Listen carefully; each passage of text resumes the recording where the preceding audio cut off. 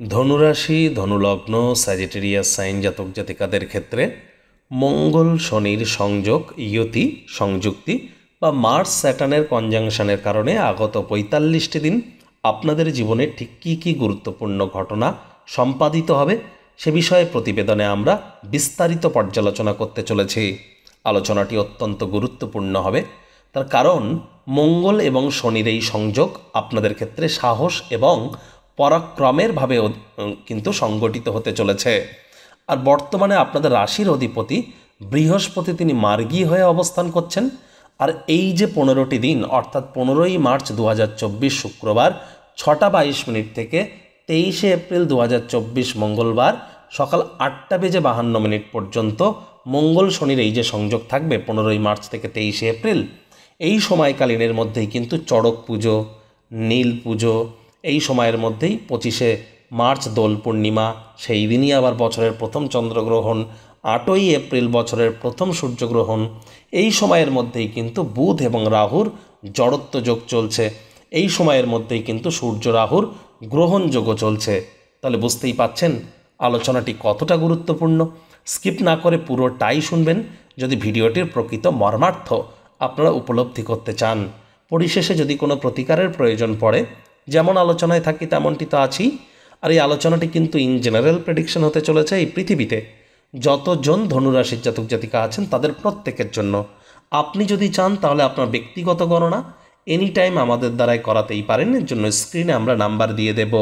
তো চলুন কথা না বাড়িয়ে আলোচনায় প্রবেশ করা যাক। ধনুরাশি ধনুলগ্ন স্যাজিটেরিয়াস সাইন জাতক জাতিকারা কালপুরুষের রাশিচক্র অনুযায়ী নবমতম রাশির আন্ডারে আপনারা পড়েন। আপনাদের রাশির অধিপতি বৃহস্পতি। স্ক্রিনে আপনারা যে ছকটি দেখতে পাচ্ছেন এটি ধনুরাশির জাতক জাতিকাদের মঙ্গল শনির গ্রহগত গোচরের ছক 15ই মার্চ থেকে 23শে এপ্রিল পর্যন্ত। শনি আপনাদের থার্ড হাউস সাহস পরাক্রম ভাবের অধিপতি, সব গৃহে বিরাজমান, মার্গী হয়ে বিরাজমান। আর আপনাদের থার্ড হাউসে আমরা কি জানি, শনি শুভ পরিণামদায়ক ফলাফল প্রদান করে। আবার এই থার্ড হাউসে মঙ্গল উচ্চস্থ হয়।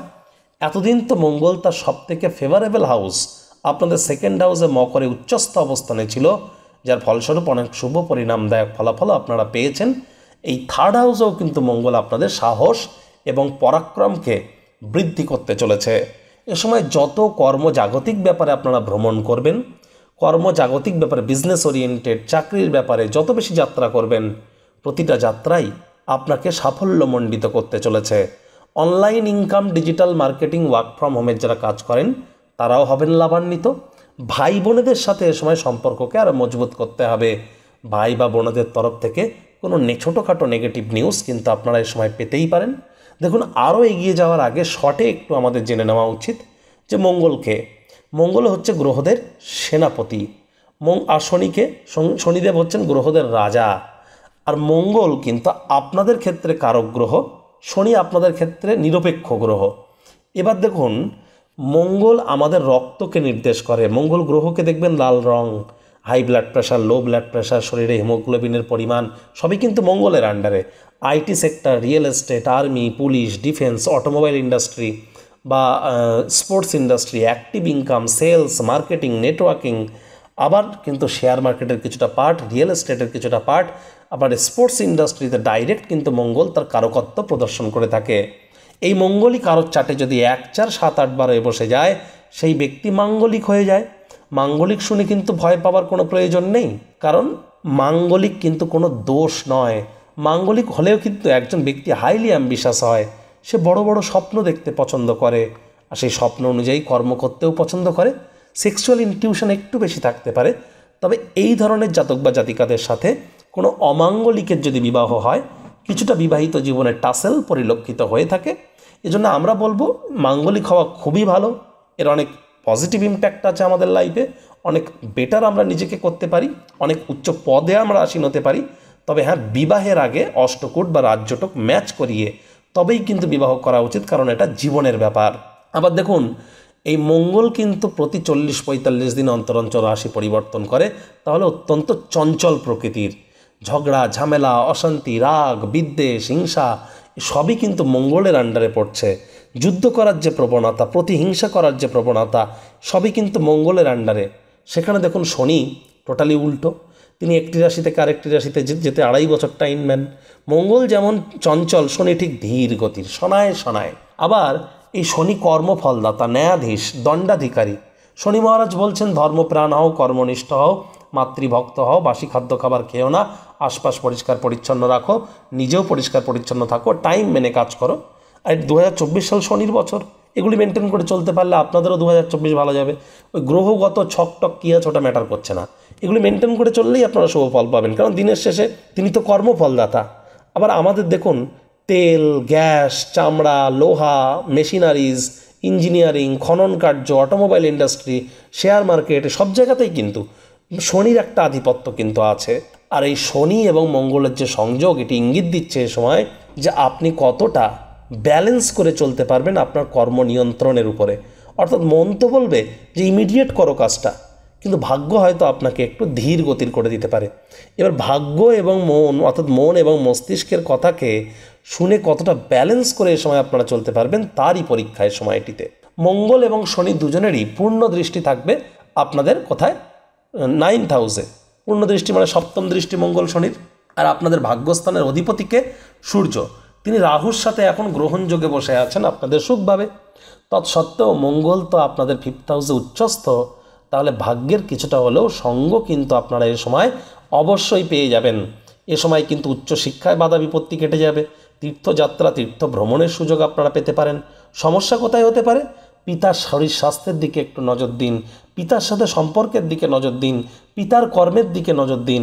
পৈতৃক সম্পত্তি নিয়ে কোনো প্রকার বাক্যবাদন বিবাদে যেন জড়িয়ে পড়বেন না, পরিস্থিতি কিন্তু হিতে বিপরীত হয়ে যেতে পারে এ সময়। আবার দেখুন মঙ্গলের 3টি দৃষ্টি, চতুর্থ, সপ্তম, অষ্টম। মঙ্গলের চতুর্থ দৃষ্টি কোথায় পড়ছে? আপনাদের 6th হাউসে, রোগ, ঋণ, শত্রুর ভাবে। আর এখানে কিন্তু মঙ্গল উচ্চস্থ নয়, তাহলে নতুন করে কোনো লোন বা ঋণ নেওয়া থেকে আপনাদেরকে আমরা বিরত থাকার পরামর্শ দেব।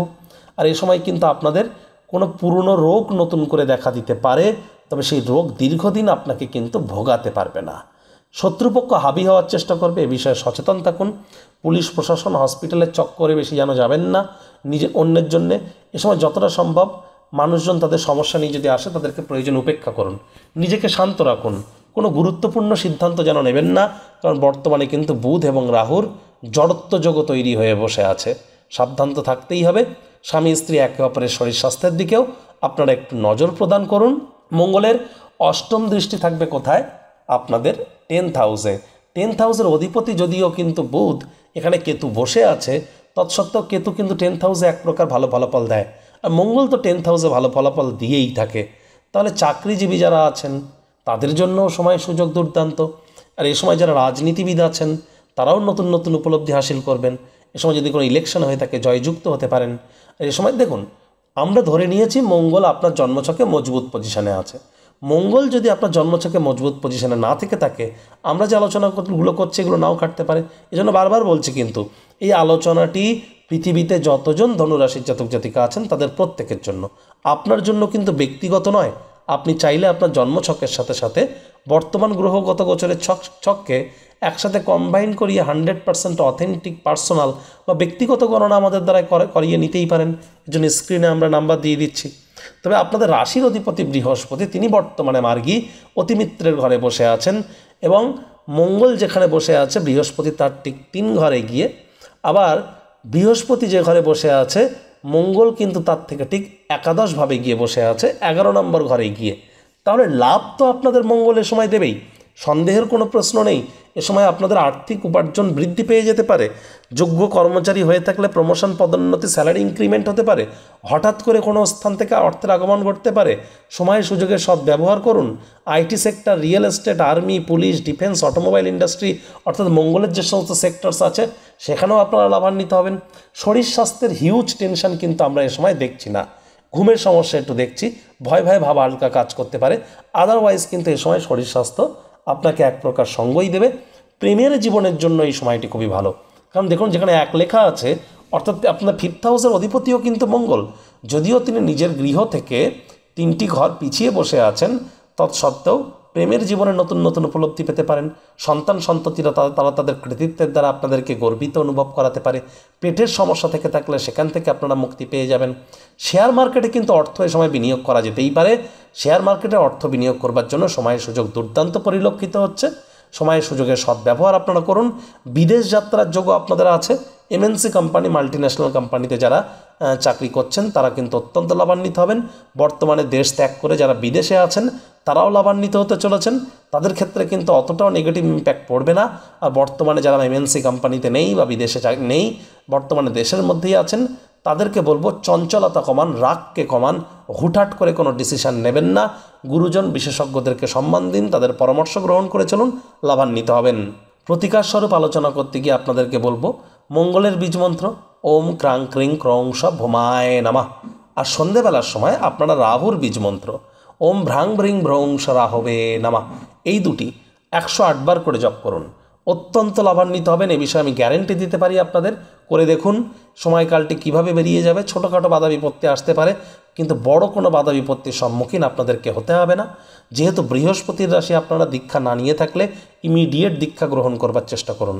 মঙ্গলবার করে নিরামিষ খান, মঙ্গলবার করে লাল রঙের ড্রেস পরুন, মঙ্গলবার করে গরিবদের মধ্যে মসুরের ডাল দান করতে পারেন, মঙ্গলবার করে হনুমান মন্দিরে গিয়ে নিজের নামগোত্র ধরে পুজো দিয়ে দিন, এবং মঙ্গলবার করে আপনারা যদি পারেন তো হনুমান মন্দিরে একটি মাটির প্রদীপ, তাতে চামেলির তেল দিয়ে জ্বালিয়ে আসবেন। হনুমানজির যে কোনো মন্ত্র আপনারা জপ করুন দিনে অন্তত 21 বার করে। বাড়ি থেকে বার হওয়ার আগে ওম হুম হনুমতে নামা, ওম নমঃ হনুমতে ভয়াভাঞ্জনায় সুখম কুরু ফট স্বাহা, অথবা মনোজ এবং মারুত্তুল্য বিগং জিতেন্দ্রিয়ং বুদ্ধিমত্তম বরিষ্ঠম বাতাত্তজং মানরচিত মুখ্যং শ্রীরামদূতং শরণ্যম প্রপদ্যে, এটিও জপ করতে পারেন। কোনো কিছু না পারলেও জয় হনুমান, জয় বজরং বলি এই বলুন না, ওম হনুমতে নামা অথবা ওম হনুমান নামা, যে কোনো একটিভাবে হনুমানজিকে আপনারা প্রণাম করুন।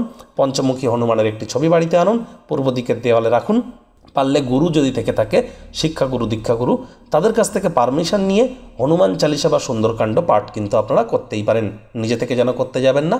তো বন্ধুরা, ভিডিওটি আপনাদের ঠিক কেমন লাগলো, আপনাদের সুচিন্তিত মতামত আশা করি আপনারা নিজের কমেন্ট বক্সে লিখে জানাবেন। ভিডিওটি ভালো লাগলে একটি লাইক করতে ভুলবেন না। এই আশা রেখে আমি আমার বাণীকে এখানেই বিরাম দিচ্ছি।